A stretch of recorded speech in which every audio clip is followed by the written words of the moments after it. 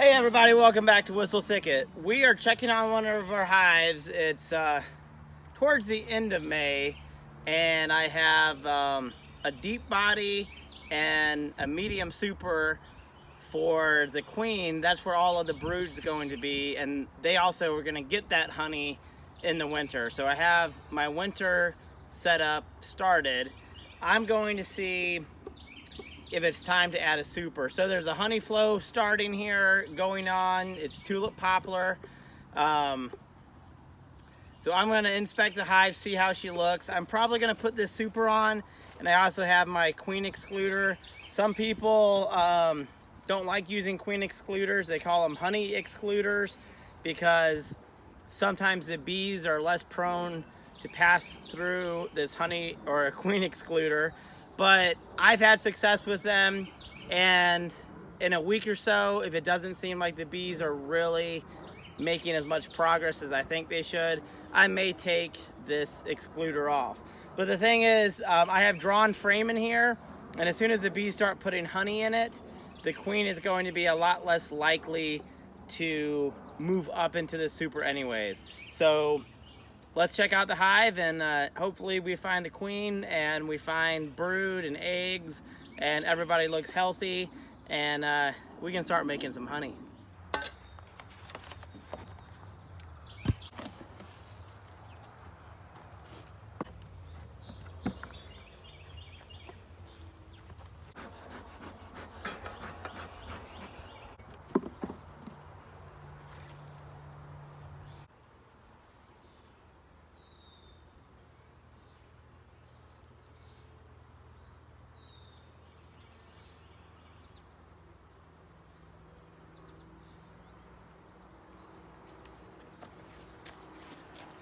So in today's video, we're talking about what to look for on a drawn frame for your honeybees.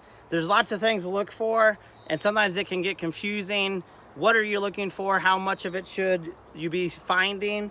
So I'm going to try my best to explain everything you can find on a drawn frame of beeswax that your bees have drawn. So first, right off the bat, this here is capped brood. So capped brood is a good thing. It tells you that you almost have another batch of adult bees coming. Over here, if you look, so this is worker bee brood.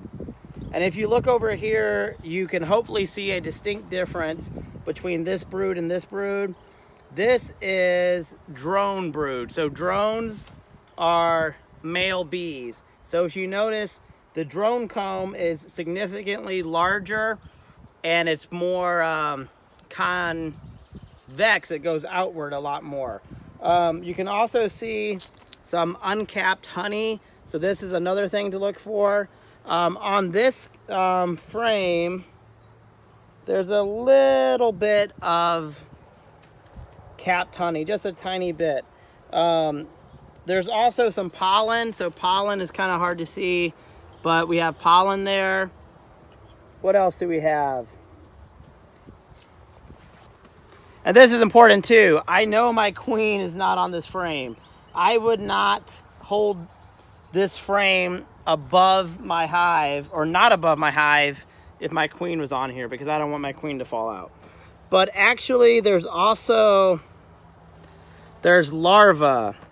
So larva tells me that my queen has been active in about the last 8 to 9 days. So just on this one frame, we have capped worker brood, we have drone brood, we have uncapped larva, we have nectar, and we have a little bit of capped honey. So let's keep looking and see if we can find anything else different.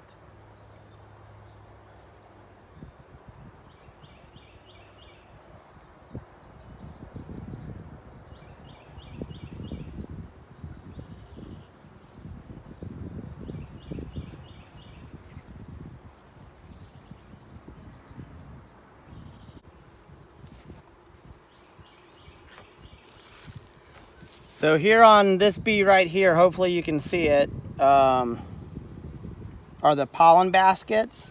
So that's always a good sign that your bees are bringing in pollen for protein. So hopefully I have the camera focus in the right spot. Where are we at? We are right there, focusing on that bee, and hopefully you can notice her pollen baskets. So that's a good sign that they're bringing in pollen, because they need that pollen for protein sources.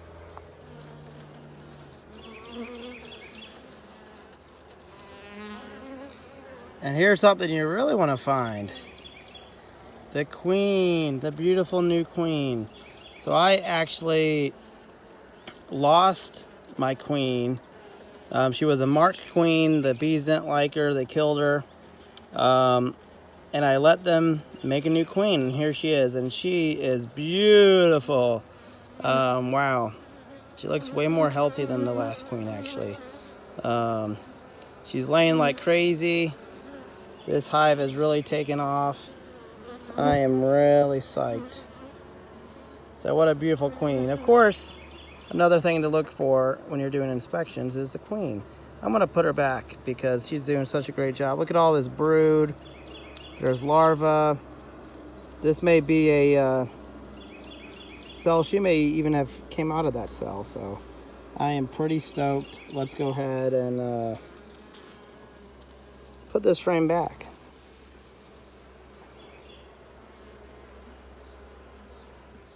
So here is a slightly better example of honey. So right when it's capped, it's basically officially good to go. But of course this isn't really capped. It's just partially capped. But that's a good sign that the bees are working hard. If I didn't have my veil on, I could take a little taste of honey, but I can't. So that's a better example of what capped honey looks like. Not the greatest because, again, it's only May and I don't have a lot of capped honey just yet. Here's another nice example of, this is mainly brood. It's worker bee brood. Here's a little bit of honey. This is a queen cell and there's some queen cups here. That can sometimes mean that the hive is going to swarm if the queen cell is on the bottom, shaped like a peanut there.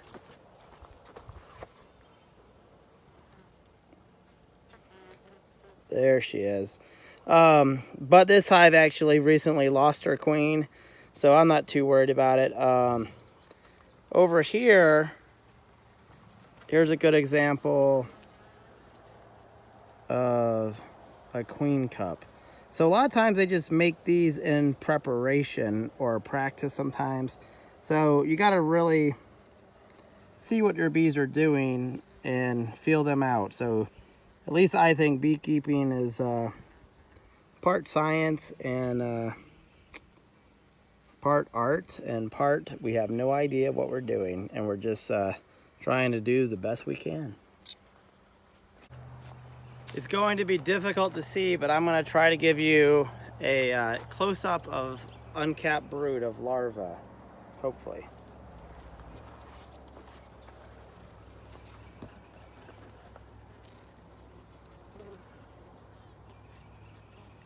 I think you can, if you look carefully, right above the brood, which is hard to show, but oh, right there in the middle, there's a bee crossing it.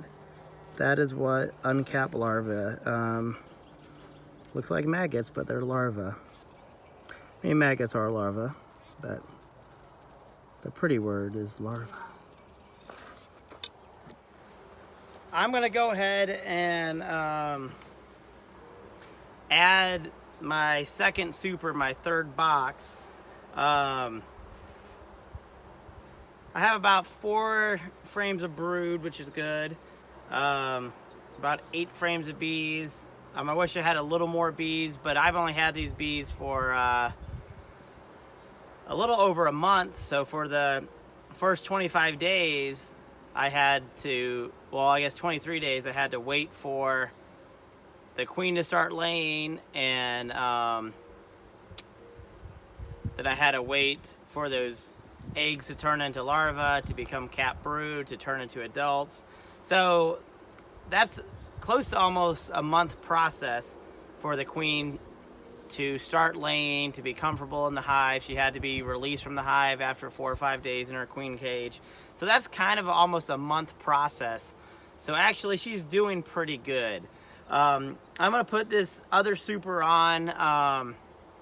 Last spring, I did not get a spring harvest. I had just started beekeeping. I did get a fall harvest, which was pretty awesome. And that was mainly goldenrod honey. So I'm gonna put my queen excluder on, put my super on, and then I'm not going to get into this hive for probably at least a week for sure. I may take a peek in it to see how the super's doing. But besides that, I'm just gonna let the bees be bees and let them make honey for themselves, let them keep raising brood, hopefully.